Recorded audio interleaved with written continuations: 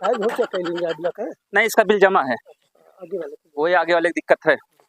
बुलाओ, पिछली बार भाग गया था साला, बिल नहीं जमा किया था। हाँ भैया, हाँ साहब, पिछली बार आप भाग गए थे। तुम्हारा बिजली का बकाया है 1,75,000 रुपए। इसको जमा करेंगे आप? नहीं जमा करेंगे साहब। अरे तो कब जमा करेंगे? पिछली बार दरवाजा बंद करके भाग गए थे। साहब व्यवस्था नहीं हो पाई साहब, बहुत गरीब आदमी है साहब। ऐसे नहीं होगा, आज कुछ जमा करना पड़ेगा तुमको। अरे जो कुछ हुआ वही दे दिया साहब का। साहब अब तो ना नंबर लगे साहब। एक काम करो ना, इसका केबिल काट दो। नहीं साहब, माई बाप यह ना करा साहब। इसका काट दो केबिल। ठीक है सर। नहीं साहब, काटा ना मोर साहब, काटा ना साहब, अंधियारे बराबर साहब। ये साहब गरीब आदमी रहा दिया साहब, यस ना करा मोर साहब। जी साहब ऐसा है, कब बस हाथ गोड़ तो है जोरत है हम।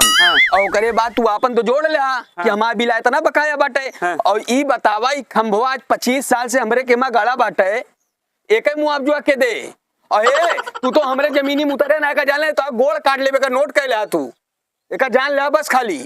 ऐसा है 25 साल से गाड़ा है खंभा, तार खंभा तो है मानता ही का ये चीज का हम।